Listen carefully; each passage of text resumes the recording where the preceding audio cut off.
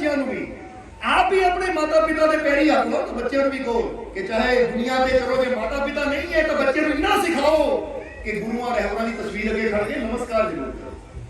यानी सवेरे सवेरे जे घर च किते मंदिर बनाया, मंदिर का मतलब ये नहीं कि उदा मंदिर का मतलब जिथे पूजा रूम बनाया हुआ है, चाहे उत्थे कोई भी फोटो रखी है गुरु रहबर पीर फकीर दी, उन्होंने आदत बनाओ कि आप ही उत्थे जाके नमस्कार करो, तो बच्चों को बेटा तुम ही नमस्कार कर। क्योंकि नमस्कार की भावना की है कि जो बच्चा वो नमस्कार करता है तो उसका कनेक्शन परमात्मा नाल जुड़ता है, और जो परमात्मा नाल जुड़ता है तो उसकी तरफों कृपा भी जरूर आती है। ताही तो तुसीं जीवन में देखोगे कि बड़े बड़े पीर फकीर औलिया अवतार भी, और इत्थे तक कि अज के समय में बड़े बड़े बिजनेसमैन भी कोई भी काम शुरू करते तो सब तो पहला वो रब नूं याद करते हैं, चाहे पूजा करा के, चाहे पाठ करवा के, चाहे किसी संत महापुरुष को उद्घाटन करा के, यानी किसी ना किसी रूप में वो अपने आप को परमात्मा नाल जोड़न की कोशिश करते, क्योंकि उन्हें पता है ऐसी जिन्नी मर्जी मेहनत करी जाइए अगर उसकी रहमत नहीं होएगी सानू कामयाबी नहीं मिल सकती। क्योंकि कामयाब होने वास्ते किहड़ी चीज है? मेहनत बंदे दी ते रहमत ओ मालिक दी। ताही तां गुरु कहंदे मेहनत मेरी रहमत तेरी, कि इत्थे मेहनत मेरी यानी मैं सिर्फ मेहनत कर सकदा हां, पर कामयाबी तो मेरा ओ मालिक ही चाहे तो देगा, क्योंकि जे ओ ना चाहे तो फिर कामयाबी नहीं मिल सकती। जे बंदे दे हत्थ च हुंदा कामयाब होना, जरा गौर करो दुनिया ते मेहनत करने वाले बहुत है।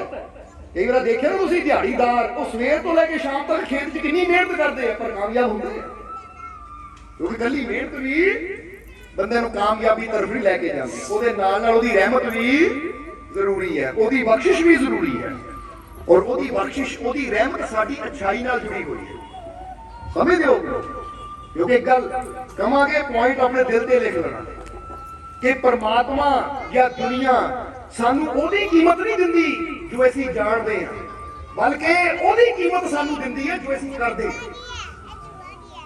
पॉइंट थोड़ा नोट करने वाला है और बड़ी रमज है भी, जरा समझ लेना इसमें कि परमात्मा यानी वो भगवान पर ये संसार सानू ओदी कीमत नहीं दिंदा जो ਅਸੀਂ ਜਾਣਦੇ ਹਾਂ, बल्कि सानू ओदी कीमत दिंदा जो ਅਸੀਂ ਕਰਦੇ ਹਾਂ। ਹੁਣ ਫਰਜ਼ ਕਰੋ ਇੱਕ ਪਰੰਪਰ ਹੈ, ਉਹਨੂੰ ਸਾਰੀ ਦੁਨੀਆ ਦਾ ਗਿਆਨ ਹੈ, ਪਰ ਉਹ ਗਿਆਨ ਦੇ ਨਾਲ ਤੁਸੀਂ ਦਿਹਾੜੀ ਨਹੀਂ ਦੇਣੀ। ਤੁਸੀਂ ਦਿਹਾੜੀ ਕਦੋਂ ਦੇਣੀ? ਜਦੋਂ ਉਹ ਗਿਆਨ ਦੇ ਨਾਲ ਆ ਕੇ ਤੁਹਾਡੇ ਘਰ 'ਚ ਕੰਮ ਕਰਕੇ ਉਹ ਕਰਕੇ ਦਿਖਾਣਾ, ਫਿਰ ਤੁਹਾਨੂੰ ਉਹਨੂੰ ਕੀਮਤ ਦੇਣੀ ਪੈਣੀ ਹੈ। समझते हो? एक वकील है, वो वकील को वकालत का जिन्ना मर्जी ज्ञान है, तुसी की चेक लेके जाओगे और वकील साहब तुहानू वकालत का बड़ा ज्ञान है, खुशी नाल मैं चेक दे रहा 10,000 का ले लो, इदा दोगे तुसी? ओदे ज्ञान करके दोगे? नहीं, जदों वो अपने ज्ञान का तुहाडी भलाई वास्ते इस्तेमाल करेगा फिर तुसी उहनू कीमत देनी है। क्योंकि जब भी साडे अंदर जो ज्ञान है ਅਸੀਂ ਉਹਦੀ ਭਲਾਈ ਵਾਸਤੇ ਉਪਯੋਗ ਕਰਦੇ ਆ ਤਾਂ ਫਿਰ ਭਗਵਾਨ ਵੀ ਸਾਨੂੰ ਕੀਮਤ ਦਿੰਦਾ ਹੈ ਕਿ ਤੂੰ ਲੋਕਾਂ ਦੀ ਭਲਾਈ ਵਾਸਤੇ ਆਪਣੇ ਗਿਆਨ ਖਰਚ ਕਰ ਰਿਹਾ ਹੈ, ਔਰ ਲੋਕ ਵੀ ਸਾਨੂੰ ਕੀਮਤ ਦਿੰਦੇ ਆ ਕਿ ਤੂੰ ਸਾਡਾ ਭਲਾ ਕਰ ਰਿਹਾ। ਸਮਝ ਆ ਰਹੀ ਸਾਡੀ?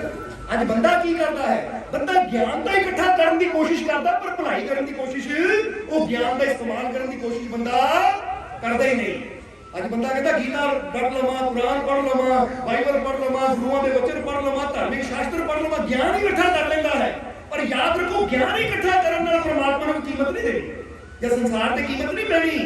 जदों असीं वो कर्म करते हैं जिन्हां दूजियां दा भला होवे, ओदी कीमत सानूं मिलदी। समझ आ रही नहीं? इसलिए एक बार फिर कहांगे, जरा समझ लेना सारे कि तुसीं फर्ज करो 4 वेद याद कर लिया, 4 वेद याद कर ले, तुहानूं कढ़ सकदा है, हुण पढ़न दी भी लोड़ नहीं, तुसीं जो चाहो बोल सकदे हो। 4 वेद तुहानूं याद, पर कभी उठ के किसी का भला नहीं किया, कोई नेकी नहीं की, किसी की हेल्प नहीं की, किसी की मदद नहीं की, तो फिर रब ने की कहना है? आ जा मैं तेन कीमत देवा, तू 4 वेद याद कर ले, आ जा मेरा प्यारा लैला पीला।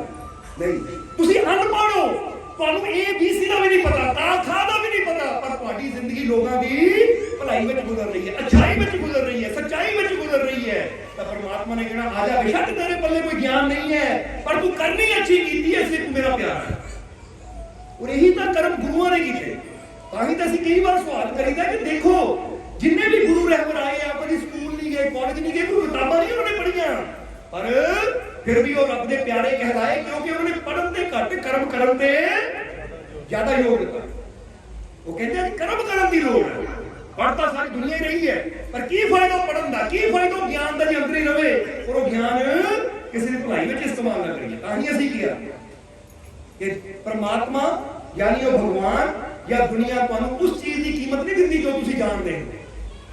समझदे हो कि हुण एक डॉक्टर है, उन्होंने दवाइयां का ज्ञान है, सब कुछ पता है, पर वो बैठा है कुर्सी ते तो वो बैठण नाल ही कोई उन्होंने फीस नहीं देगा, कीमत नहीं देगा जब तक वो मरीजां नू चैक नहीं करेगा, दवाई नहीं देगा, जब तक अपने ज्ञान का करनी के रूप में इस्तेमाल नहीं करेगा, वो कर्म करके उसका इस्तेमाल नहीं करेगा, उन्होंने कोई वो ज्ञान का फायदा नहीं होएगा। अज बंदा भी की करता है, ज्ञान तो सारा इकट्ठा किया है पर वो ज्ञान सिर्फ अंदर ही इकट्ठा है, कर्म नहीं बंदा करता। बोलो समझ हो? और देखो बंदे को कितना ज्ञान, एक बंदे पूछो रब किथे है, भगवान किथे है, किथे है भगवान, चलो तो अभी पूछ लेंगे वो परमात्मा, वो प्रभु, वो मालिक, वो परमेश्वर किथे है, किथे है? जवाब दो, पता नहीं तुहानू? चलो तुहाडा दिल किथे है, दिल का पता कि नहीं, जो भी नहीं पता। चलो बंदा कहता दिल इत्थे है, क्योंकि इत्थे ही भगवान भी है, समझदे हो कि नहीं? और ये भी गल याद रखो, तुसीं कहंदे इत्थे भगवान, तां ये दिल सिर्फ तुहाडे अंदर ही, सब दे अंदर, सब दे अंदर है, मतलब फिर भगवान सिर्फ इत्थे ही नहीं है, वो सब दे अंदर है, क्योंकि जिथे भी दिल है उत्थे भगवान है, क्योंकि ये दिल रब सच्चे दा हुजरा विच पा फकीरा झाटी हो। ताही तो सुल्तान बाहू भी कहते कि दिल ही रब दा कमरा है, ये दिल ही रब दा घर है। हुण याद रखो एक गल, हुण फर्ज करो अगर कोई तुहाडे घर नूं बलडोजर लैके ढाण आ जावे तो वो तुहाडा मित्र होएगा या तुहाडा शत्रु होएगा?